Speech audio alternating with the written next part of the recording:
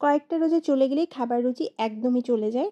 কিছুই খেতে ইচ্ছা করে না, শুধু ইচ্ছা করে ঝাল, ঝাল কিছু খেতে। আজকে তেমনই একটা রেসিপি শেয়ার করব, যেটা দিয়ে আপনি মন প্রাণ তৃপ্তি করে ভাত খেতে পারবেন সেহরি বা ইফতারিতে। একবার বানিয়ে ১ মাস পর্যন্ত রেখেও খাওয়া যাবে। এত বেশি মজার হয় যে অল্প পরিমাণে দিয়ে আপনি পুরো ২ প্লেট ভাত নিমেষেই শেষ করতে পারবেন। রোজা থাকলেও রুচির কমতি হবে না এই খাবারটা যদি থাকে। জন্য প্রথমে আমি ৬ থেকে ৭ টা শুকনা মরিচকে অল্প পরিমাণ পানি দিয়ে কিছুক্ষণের জন্য জাল করে নেব, যেন শুকনা মরিচটা একদম সেদ্ধ হয়ে যায়। পানিটা একটু কমিয়ে নিলাম। এখন এগুলোকে সরাসরি ব্লেন্ডার জারে দিয়ে দিব আর পানিগুলোও সাথে দিয়ে দিলাম। এখন এখানে দিয়ে দিচ্ছি রসুন। আমি এখানে ৩ টা ছোট সাইজের রসুন, নতুন রসুন ৩ টা এখানে কুচি করে নিয়েছি।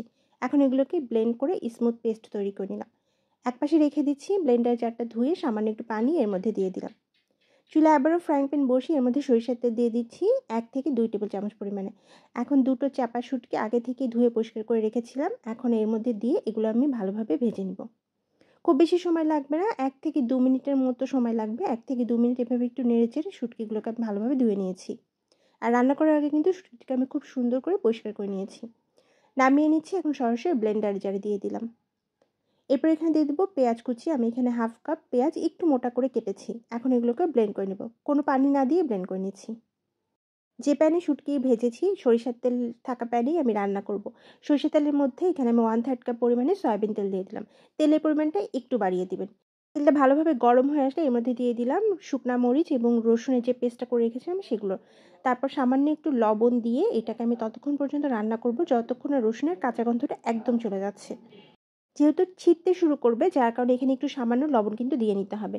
ভালোভাবে কিছুক্ষণ রান্না করেছি। কাঁচা গন্ধটা চলে যাওয়ার পর এখানে আমি শুটকি মাছ এবং পেঁয়াজের যে পেস্টটা করেছিলাম সেটা সম্পূর্ণ এর মধ্যে দিয়ে কিছুক্ষণের জন্য একটু রান্না করছি।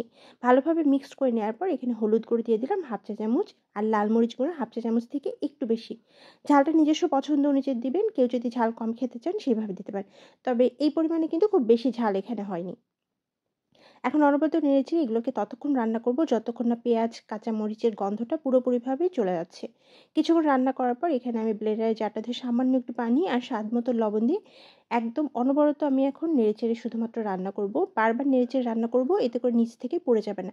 রান্না করতে, করতে যখন পানিটা শুকিয়ে চারপাশ থেকে তেল ছাড়বে এবং এরকম কিছুটা কালচে, কালচে হয়ে যাবে, সেই পর্যায় পর্যন্ত এটাকে রান্না করতে হবে।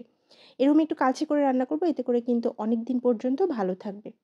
এই রান্নাটা একবার করলে প্রায় ১ মাস রেখে পর্যন্ত খাওয়া যায়। একদম নষ্ট হবে না, টেস্টেও কোনো প্রকার চেঞ্জ হবে না।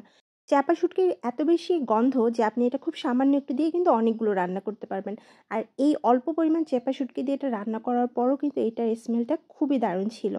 এই খাবারটা এত মজার হবে যে আপনি সামান্য একটু দিয়ে ২ প্লেট ভাত নিমেষেই শেষ করতে পারবেন। রোজার মাসে যাদের রুচি থাকে না তারা চাইলে কিন্তু বানিয়ে রাখতে পারেন। আল্লাহ হাফেজ।